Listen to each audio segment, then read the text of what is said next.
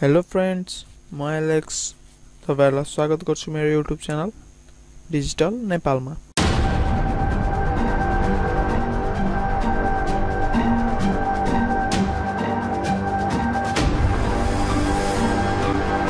तपाईहरुलाई कसरी आफ्नो मोबाइल स्यामसङ मोबाइललाई कसरी फ्ल्यास गर्ने भन्ने बारेमा सिकाउँछु। त्यसको लागि चाहिँ तपाईले सबैभन्दा पहिला एउटा सफ्टवेयर डाउनलोड गर्नुपर्ने हुन्छ, ओडिन भन्ने। ओडिन 3 गर्नुभयो भने लेटेस्ट भर्जनको हो।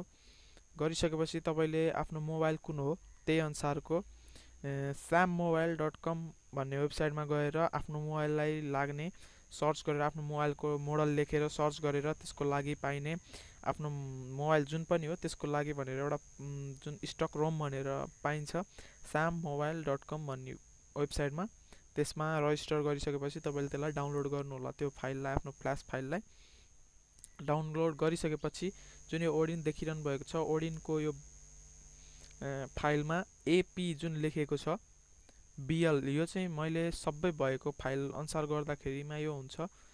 तपाईहरुलाई सिम्पल तरिकामा म बुझाइन्छु। त्यसको लागि चाहिँ तपाईले त्यो फाइल डाउनलोड गरिसकेपछि जुन यो 4 वटा फाइल मेरोमा देखिरहनु भएको छ, यो 4 वटा हुँदैन। त्यसमा चाहिँ जम्मा तपाईलाई 2टा मात्र फाइल दिएको हुन्छ। 2टामा एउटा मात्रै तपाईको फाइल हुन्छ, मेन फाइल भनेको त्यो एउटा मात्र हुन्छ। त्यसमा चाहिँ यो एपी भन्ने फाइललाई ओपन गरेर एपी भन्ने ठाउँमा क्लिक गरिसकेपछि तपाईको त्यो फोल्डर ओपन हुन्छ। तपाईले आफ्नो कम्प्युटरमा जुन ठाउँमा पनि त्यो राख्नु भएको छ त्यो फाइल, त्यसलाई ओपन गर्नुहोस्। ओपन गरिसकेपछि अघिको जस्तो देखाउने छ र 2टा फाइल मध्ये एउटा फाइल चाहिँ तपाईको मेन फाइल हुन्छ, जो धेरै एमबी को फाइल हुन्छ अथवा त्यसको MD5 फर्मेटमा लेखिएको हुन्छ। त्यो फाइल MD5 अथवा टार अथवा केही लेखिएको हुन्छ। त्यसलाई चाहिँ क्लिक गरेर सिलेक्ट गर्नुहोस् र ओपन गर्नुहोस्। त्यसपछि केही टाइम लिनेछ त्यसलाई लोडिङ हुनको लागि। त्यसपछि आफ्नो मोबाइललाई तपाईले कम्प्युटरसँग अथवा ल्यापटपसँग कनेक्ट गर्नुहोस् डाटा केबल अथवा USB केबलद्वारा। त्यसलाई कनेक्ट गरिसकेपछि तपाईले आफ्नो मोबाइलको जुन आफ्नो मोबाइल हुन्छ त्यो मोबाइलको चाहिँ आफ्नो कम्प्युटरमा ड्राइभर इन्स्टल गर्नुहोस्। ड्राइभर इन्स्टल नगरिकन तपाईले यदि फ्ल्यास गर्न सुरु गर्नुभयो भने तपाईको फ्ल्यासमा कुनै समस्या आउन सक्छ अथवा फ्ल्यास पुरै नहुन सक्छ। तपाईले चाहिँ गर्न सक्नुहुन्छ ड्राइभरलाई इन्स्टल गर्नको लागि चाहिँ तपाईले ब्राउजरहरुमा ड्राइभर इन्स्टलर भन्ने सफ्टवेयरहरु पाइन्छ, त्योबाट पनि गर्न सक्नुहुन्छ। अथवा विन्डोजमा कनेक्ट गर्ने बित्तिकै आफ्नो मोबाइलको ड्राइभर सुरुमै इन्स्टल भएको तलपट्टि देखाउँछ। यदि तपाईले अटोमेटिक ड्राइभर इन्स्टल भनेर सफ्टवेयर इन्स्टल विन्डोजलाई इन्स्टल गर्दाखेरि राख्नु भएको छ भने सुरुमै इन्स्टल भनेर देखाउने छ फर्स्ट टाइम कनेक्ट गर्दाखेरि। त्यसपछि स्टार्ट बटन जुन देखिरहनु भएको छ, स्टार्ट बटनमा क्लिक गरिदिनुहोस् र जुन प्रोसेसिङ देखिरहनु भएको छ निलो माथिपट्टि सिस्टमको तलपट्टि, त्यसमा त्यो एउटा बट्टा जस्तो देखिरहनु भएको सानो, त्यो फर्स्ट लाइन चाहिँ पुरै नभरिन्जेलसम्म तपाईले मोबाइललाई नचलाउनु होला।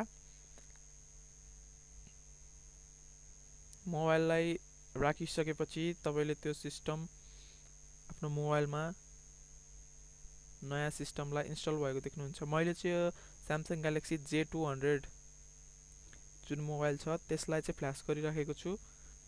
सो फ्ल्यास पुरै डन हुन दिनुहोस्।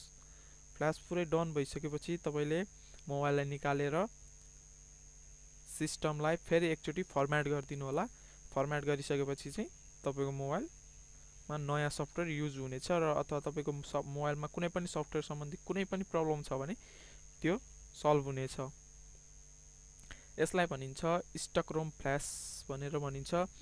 तपाईले मोबाइललाई फर्मेट मात्र गर्नुभयो भने त्यो पहिलाकै सफ्टवेयरमा भएको जस्तो तपाईको ह्याङ भएको समस्याहरू चाहिँ सल्भ हुन सक्छ। तपाईले फ्याक्ट्री डाटा रिसेट भन्ने सेटिङमा हुन्छ, त्यो रिसेट गर्नुभयो भने चाहिँ तपाईको ह्याङ हुने प्रब्लम अथवा तपाईको र्यामहरु धेरै युज भइसकेको छ भने फेरि तपाईले नयाँमा जति र्याम पाउनुहुन्थ्यो त्यति नै युज तपाईले खाली पाउनु हुनेछ। त्यसरी गर्दा चाहिँ तपाईको त्यति धेरै समस्याहरू सल्भ हुँदैन।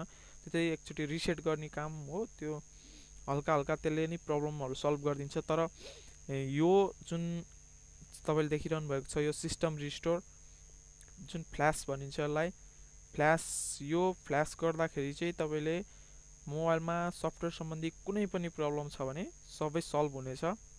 देख्नुभएको छ मेरो लगभग डन हुन लागिसकेको छ। ल रिसेट पास, यो पास लेखिसकेर ग्रीन स्क्रिन देखाएपछि तपाईँले मोबाइललाई निकाल्न सक्नुहुन्छ र मोबाइललाई निकालिसकेपछि तपाईँले एकचोटि मोबाइललाई रिसेट गरिदिनु होला। रिसेट गर्नको लागि चाहिँ तपाईँले होम बटन, जुन स्यामसङको सेटहरूमा जुन होम बटन हुन्छ, होम बटन, पावर बटन र भोल्युम डाउन बटनलाई क्लिक गरिसकेपछि तपाईँले एउटा स्क्रिन देख्नुहुनेछ, रिस्टोर फ्याक्ट्री रिस्टोरको सेटिङ। त्यहाँनिर गएर फ्याक्ट्री रिसेट भन्ने अप्सनमा क्लिक गरिसकेपछि तपाईँले रिस्टोर फ्याक्ट्री डाटा अनि सेटिङ हुन्छ, त्यहाँनिर गएर क्लिक गरिसकेपछि नो नो नो हुन्छ, तलपट्टि यस टु अल भन्ने अप्सन हुन्छ, त्यसमा गएर क्लिक गरेपछि तपाईँको मोबाइल रिस्टोर हुनेछ र रिबुट नाउमा क्लिक गरिदिएपछि मोबाइल रिबुट हुनेछ र मोबाइल फ्ल्यास टर्न हुनेछ। फ्रेन्ड, आजको लागि यति नै। यदि तपाईँले हाम्रो च्यानललाई सब्सक्राइब